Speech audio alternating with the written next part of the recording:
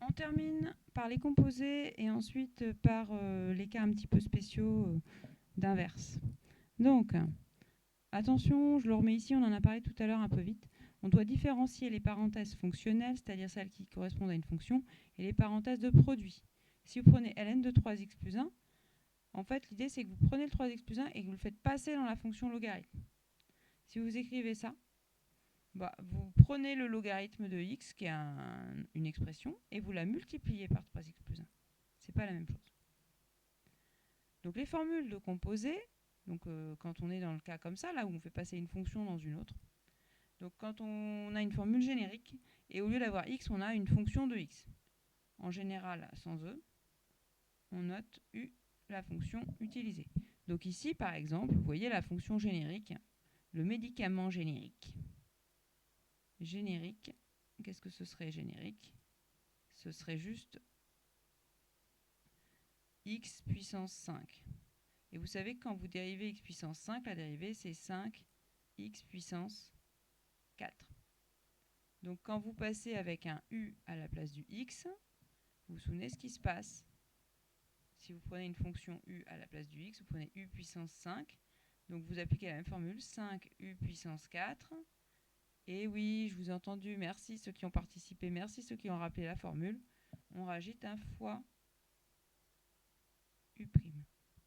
Donc ici, le u, c'est 2x plus 3. Et donc le u', c'est juste 2. Et donc quand je fais le f', qu'est-ce que je fais?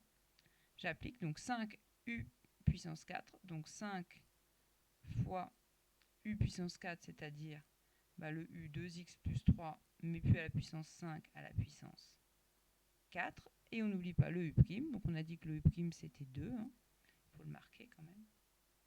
u' égale 2. Il ne faut pas l'oublier, donc fois 2. Et donc bien sûr, 5 fois 2, ça fait 10 fois 2x plus 3 puissance 4. Voilà pour cette première. On passe à la suivante. Donc la suivante, à nouveau, on a une racine. Racine de x, on sait faire. Racine de 2x, on sait faire aussi. Mais par contre, avec le plus 3, on est coincé. Donc là, on est à nouveau dans le générique racine de quelque chose. J'écris gène, c'est un peu plus rapide. Donc si j'ai racine de x, la dérivée, vous savez que c'est 1 sur 2 racines de x. Donc quand on passe avec des u, c'est racine de u. Et la dérivée, ça vous donnerait du 1 sur 2 racine de u. Sauf qu'il y a le fois u' à ne pas oublier. Et donc en général, on la retient en mettant le u' directement ici. Donc ici, le u c'est encore 2x plus 3, le u' c'est encore 2. En fait, j'ai gardé à chaque fois le 2x plus 3 pour le u. C'est juste pour appliquer les formules. Et la dérivée, donc on applique f' de x. Le u', je le mettrai après. On a 2 racines de 2x plus 3. Et en haut, on va avoir notre petit 2 qui correspond au u'. Ah, et puis après, on regarde si ça se simplifie. Bah oui, il y a 2 en haut, 2 en bas. Donc il reste juste 1 sur racine de 2x plus 3. Vous voyez que si j'oublie le 2, ça change beaucoup de choses. On continue. Alors, on continue. Il faut que je descende un petit peu. Il nous en reste 2 à faire. Donc on a ln de 2x plus 3, toujours le même u. Dans le logarithme, au lieu d'avoir un x, on a un u. Donc on rappelle en générique ln de x, la dérivée, vous la connaissez tous. C'est 1 sur x. Et alors là, souvent, bizarrement, il y a souvent des erreurs pour les composer, alors que c'est très simple. Si je prends ln de u, donc à la place de x, je prends u, j'applique la formule. Donc normalement, ça serait 1 sur u. Il n'y a plus de ln. C'est l'avantage, c'est que les ln s'en vont quand même quand on dérive. Et donc on multiplie par u', donc ce qui donne la formule que souvent on retient, qui est u' sur u. Donc ici on a dit que le u' c'était 2, et donc ça va être 2 sur 2x. 2x plus 3. Ça simplifie? Merci, non, ça ne se simplifie pas parce qu'il y a un plus 3 en bas qui gêne. Donc on ne peut pas simplifier. Voilà, on s'arrête là. Et on termine par celle-là. Donc celle-là, c'est celle que vous avez le moins manipulée. Elle est très importante aussi. C'est l'exponentielle de tout ça. Donc, attention, il y en a toujours qui se trompent. Ah, l'exponentielle, sa dérivée, c'est l'exponentielle. Oui, l'exponentielle x. Mais si je change le x en quelque chose, ça change. Donc c'est exponentielle x qui donne exponentielle x. Et si j'applique avec un u, qu'est-ce que ça change? Il y a un u'. Donc le exponentiel u, vous gardez votre exponentiel u, puisque c'est la formule, mais vous n'oubliez pas de multiplier par u'. Et donc quand vous dérivez, ça vous fait 2 fois exponentielle de 2x plus 3. Et là non plus, il n'y a pas de simplification possible. Voilà, donc ça, on en a déjà fait plein. Vous n'avez qu'à reprendre ce qu'on a déjà fait pour vous réentraîner un peu. Et on termine par les faux quotients. Ça aussi, on l'a travaillé, c'est juste pour rappeler. Donc, ici, je vous ai pris 2 exemples de faux quotients, c'est-à-dire vous avez juste une puissance en bas. Vous avez x puissance 4 ici en bas, vous avez 2x plus 3 puissance 5 en bas. En haut, vous n'avez pas de x, vous n'avez pas de ln de x, vous n'avez pas d'exponentielle x, vous n'avez rien du tout. Et donc, vous pouvez à chaque fois les réécrire sous la forme d'une constante 5 tiers fois machin. Et là, toujours ce fameux e qui n'est pas exponentielle x, qui est une constante. C'est pour vous habituer que j'en ai mis. Et donc, fois le reste. Donc, dans le premier cas, 1 sur x puissance 4. Et dans le deuxième cas, 1 sur 2x plus 3 puissance 5. Alors vous allez me dire, à quoi ça nous avance? Parce qu'on a quand même des quotients. Oui, mais on a vu que quand on avait des puissances, on pouvait exploiter les puissances négatives. Donc le x puissance 4, on va le réécrire x puissance, très bien, moins 4. Et le 2x plus 3 puissance 5, on va le réécrire 2x plus 3 puissance moins 5. Vous voyez qu'on va retomber sur des choses qu'on sait déjà faire. Donc 5 tiers, je le laisse devant. Et donc la dérivée de x puissance moins 4, ça c'est la dérivée des puissances.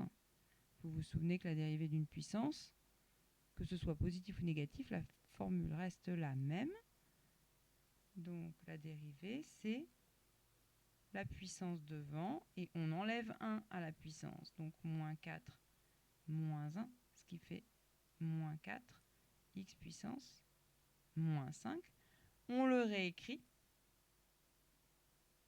Le x puissance moins 5 passe en bas, ce qui fait moins 4 divisé par x puissance 5. On rappelle que le moins 4, lui, il passe pas en bas. Le moins 4, il reste où il était. Et donc, je vais finir la dérivée quand même, parce que là, j'ai mis des petites flèches, mais c'est pas terrible. Donc, f', c'est le 5 tiers que j'ai gardé, la constante, je vais la remettre en vert après, fois ce que je viens de trouver, moins 4 divisé par x puissance 5. On peut faire le calcul. 5 fois 4, ça fait 20, donc moins 20. Sur 3 x puissance 5, je m'étais assuré avant, je ne peux pas simplifier. Il n'y a pas de multiple de 3 dans l'histoire. Donc évidemment, la constante multiplicative, c'était celle-là, qui était restée devant. Là, c'est pareil. On a notre constante multiplicative, on va s'intéresser à la dérivée de 2x plus 3 puissance 5. Et alors là, il me faudrait une couleur un peu différente. Pour dériver ça, on applique la formule du u puissance moins 5. Donc moins 5 fois u puissance moins 5 moins 1, moins 6, mais fois, oui, qui est-ce qui l'avait oublié? Oh non, pas tout le monde. Fois u'. Donc ça vous donne, je vais le faire directement, ça va faire un peu lourd, mais on va y arriver. Donc f'